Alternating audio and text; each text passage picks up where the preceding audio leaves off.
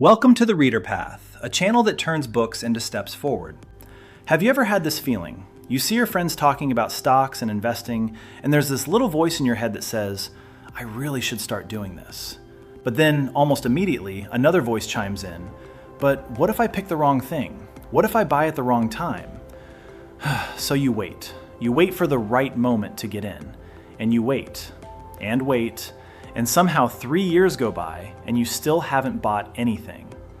If that sounds familiar, this book was written for you.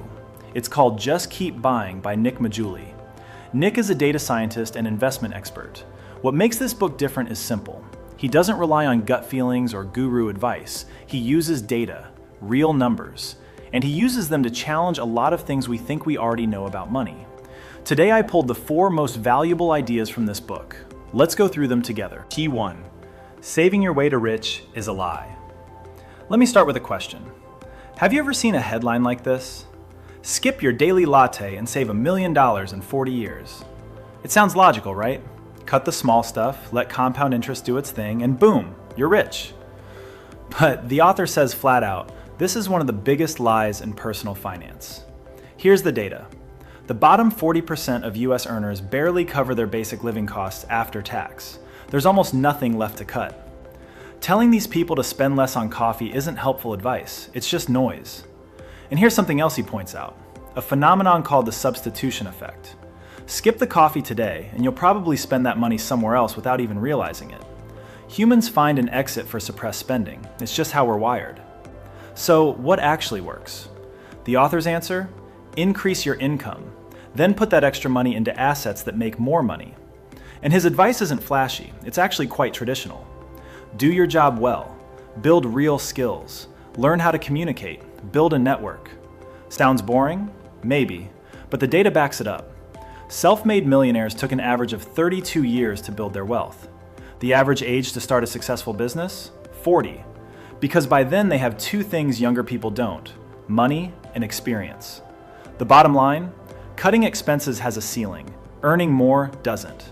Stop trying to spend less. Start trying to be worth more. Key 2, why invest in stocks? Okay, so once you have money, how do you make it grow?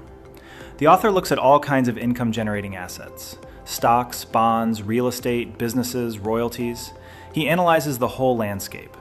But he keeps coming back to stocks, and there are 2 reasons. First, the barrier to entry is incredibly low. You can buy stocks with a few $100s, but real estate needs hundreds of thousands. Franchising needs tens of thousands up front. Stocks let almost anyone get started right now. Second, incredibly broad exposure. Buy one index ETF and you instantly own tiny slices of hundreds, sometimes thousands of companies. When they profit, you profit proportionally. Some people ask, how much do I need before I can start investing? The author's answer, invest what you have now. Don't wait until you feel ready. Because by the time you feel ready, the market might have already climbed significantly. And here's a deeper idea worth sitting with. Investing isn't really about getting rich. The author says there are 3 real reasons to invest. Saving for your future self, maintaining your purchasing power against inflation, and replacing your human capital with financial capital. That last one is the most powerful. Right now you trade your time and energy for money. But you can't do that forever. Investing is how you train a version of yourself that earns even while you sleep. Key 3, stop picking individual stocks. Now, when people hear invest in stocks, the first question is usually, which stock should I buy? Which company looks promising? The author has a statistic here that genuinely stopped me when I first read it. He looked at professional fund managers, people with entire analyst teams behind them, whose full-time job is researching stocks. Over a 5-year period, 75% of those professional funds underperformed the market index. And the longer the time frame, the worse the results get. If trained professionals with massive resources can't consistently beat the market, what are the realistic odds for the rest of us? He also asks a really sharp question. How would you even know if you're good at picking stocks? It's not like basketball, where a coach can spot your talent in a few minutes of watching you play. In investing, you might beat the market 3 years in a row, then blow it all in year 4. Was that skill, or was it luck? Here's another fact. Since 1926, almost all of the US stock market's total returns came from just a tiny fraction of stocks. Finding those stocks in advance? Nearly impossible. His recommendation? Buy index ETFs. Own the whole market. Now, he's not saying you can never touch individual stocks. If you enjoy it, go for it. But keep it to 5 to 10% of your portfolio. Personally, I put 5% into companies I believe in, but I'm completely honest with myself. I don't expect that to beat the index. That 5% is basically conversation money. It gives me something to talk about with friends. The other 95%? Index funds. Always. Key 4. When is the best time to buy? This is probably the question everyone wants answered. When exactly should I buy? You've probably heard the advice, buy the dip. Wait for the market to drop, then move in. It sounds smart. Buy low, sell high. That's the whole game, right? The author ran an actual experiment. He compared 2 strategies.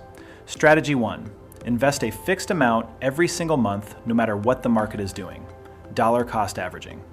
Strategy 2, hold your cash and wait. Only buy when the market drops to its lowest point. He stretched this test across 40 years of real historical data.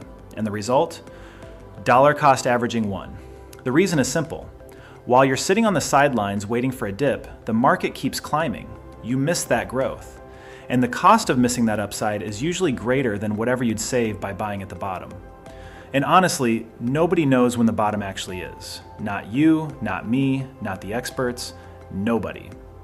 So the core message of this book is simple. It's right there in the title. Just keep buying. Don't time the market. Don't wait for the perfect moment. Invest consistently and hold for the long run. Personally, I make investment moves just a few times a year. Each session takes about 30 minutes. I place a market order without even looking at the price, then close the app. That's it. The rest of the year, I don't check the market at all. After finishing this book, one thought stuck with me. It's backed by real data, told through real stories, and it never feels like a lecture. Every page has something you can actually take with you. Whether you're brand new to investing or you've been doing it for years, this book is worth your time. Investing is never too late to start, but waiting is always the most expensive choice. One thing to take with you, saving gets you further down the road. Investing makes the road worth walking. That's it for today. If this kind of content resonates with you, hit subscribe. Every week we take one book and find the steps worth taking. Every book is a step. Every step is a path. See you next time. Bye.